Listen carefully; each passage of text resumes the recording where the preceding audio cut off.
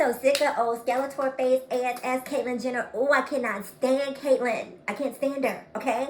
Listen to this interview that Ellen DeGeneres recently had with Howard Stern, and let's talk about Caitlyn, okay? And when I say talk about, let's talk about Caitlyn. I know, like, get out. Caitlyn Jenner is on the show today, our first show, and she really she still has a judgment about gay marriage. She's saying that she's kind of, and I said, you're wanting people to understand and accept you. This is like really confusing to people, and you still have a judgment about gay people and marriage, and like, and she goes, crazy. well, she said, if the word marriage is that important, and I was like, it is, because that's the word. Like, we want the same thing, everybody. Well, here's a person on TV crying that, hey, I want to be myself. I want to be genuine. I had to hide my entire life. I don't want people to ridicule me. Yeah. And then says in the same breath, gee, gay marriage, I don't get it. You know, it's remarkable. Did Caitlyn dance with you?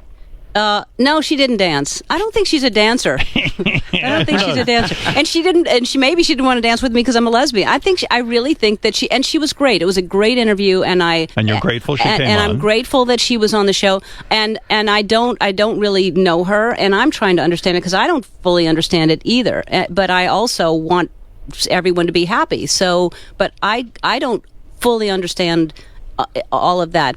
But I want her to be happy, which is what I want for her, for me. You know what I mean? It doesn't make sense that someone wouldn't even understand that. Well, that's the thing that's very confusing about the show, because she still has that conservative underlying philosophy on top of all of this. Yeah, she's Republican and conservative, and I think, a lot of Republicans are wishing she wasn't Republican.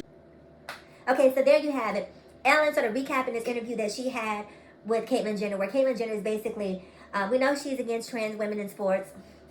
Okay, let me start there, right? When it comes to trans women in sports, let me give you guys my opinion. And this may not be an opinion that a lot of my trans brethren and sisterin agree with, but I think I think that there is more work, more research to be done, right? I feel like we have to listen to the voices of cis women when we are trying to come into a space that has been traditionally occupied by cis women. I feel like, to a degree, when you sort of elbow your way into a space, it's very violent, it's very misogynistic to just come in and say, we're here, so what, get over it. Now, I don't necessarily believe that you have to go in with your head bowed and kowtowing to people, but I also think that the conversation needs to be a two-way conversation. It just can't be telling people about all the things that they're doing wrong and not being receptive to all of the reasons why they have concerns. And so when it comes to women's sports, we saw Leah Thomas obliterate records, right, in swimming. And I know a lot of people want to say it had nothing to do with her being trans. And maybe it did, maybe it didn't. All I'm saying is, if the shoe were on the other foot, I would probably feel the way that cis women feel. That's just me being honest. Now, that's not me saying that I don't believe that trans women should have a place in sports, should have a place in athletics. I'm just saying we still need to figure out what that looks like, right? And we need to figure that out while still being mindful of our cis contemporaries, and their feelings and how they feel. Because they have valid and legitimate gripes. And I think when you're so aggressive about forcing your way into a space, you actually turn allies into enemies. So that's how I feel about it. And I also say this, right? We have all these conversations about puberty blockers and, not letting kids transition. To me, one of the benefits of allowing a child to take puberty blockers, no kid is transitioning, okay? It's just slowing down puberty. One of the benefits is that they never have the chance to develop to the degree that a man would or a male would. And so because they don't have that advancement, if you will, I think that they're much more viable when it comes to playing women's sports. Now, the problem is, y'all get upset about kids being able to be placed on puberty blockers and make it seem like it's the end of the world. And then you also complain about trans people competing in women's sports. And I feel like, listen, give a little, take a little. There has to be a compromise. That's all I'm saying. Now back to Caitlyn. So Caitlyn has proved positive that transitioning the physical has nothing to do with the spiritual. Has nothing to do with what's going on internal, right? Because at her core, Caitlyn is still very much a white man of privilege. There is an appeal that you can take for that. There isn't a surgical procedure that you can have that will remedy that. This is who Caitlyn is at her core. She is a white man of privilege who lives as a trans woman. And that's how I feel about it, right? Because Caitlyn is anti-everything trans. Caitlyn is anti-everything LGBTQIAP+. And the reason Caitlyn is anti-LGBTQIAP+ is because Caitlyn is not LGBTQIAP+. Caitlyn is 1%. Caitlyn is the top 1%, right? The ones who live at the top tier where most of us aspire to but will never reach. Well, not me. I'm just saying. So Caitlyn has achieved a certain level of success financially, and Caitlyn wants to protect that. So she doesn't see the world through the same lens that those of us who work 9 to 5s, those of us who are entrepreneurs, those of us who may have to rely on social services. She doesn't see the world through that same lens. She sees the world through the lens of a white man of privilege who wants to protect his fortune and make sure that that generational wealth continues. And so I think that we have to stop looking to Caitlyn Jenner for some sort of advocacy because it's never going to happen. Now, here's the thing that I do not like. I hate when these platforms continue to give the whole space for people like Caitlyn. At this point, why do we care what Caitlyn has to say?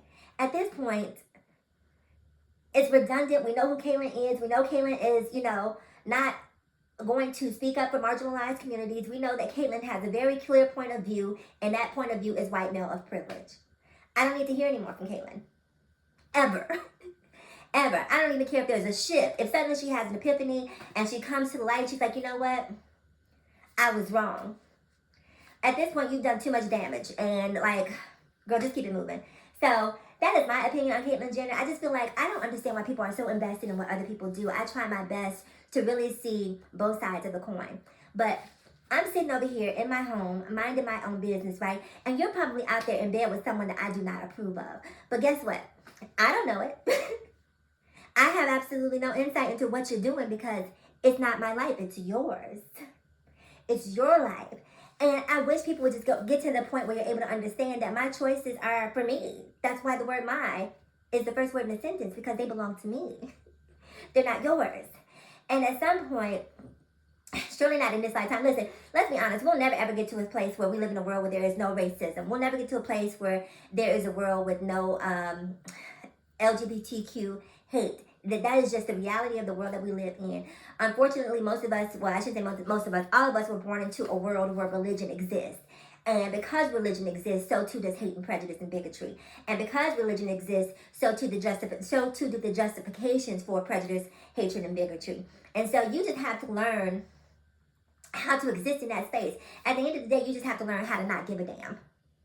And not only do you have to not give a damn, you have to have the ability to curse a hoe out when they give a damn about you not giving a damn. Do you get what I'm saying? Because, girl, I can appreciate the fact that you don't agree, but what I need you to understand is I'm not asking for you to agree. What I need you to understand is I don't give a damn about you agreeing. And let me tell you all the reasons why I don't give a damn about you agreeing, right? And you need to talk to people from that space. And so, let me say this. Before you ever consider transitioning, the first question you should ask yourself is, if the world never changes, if the level of hate that exists today not only stays the same, but gets worse, would I still want to transition? And if the answer is yes, it might be time for you to visit an endocrinologist. That is it for today's video. I will see you guys in the next one. Bye.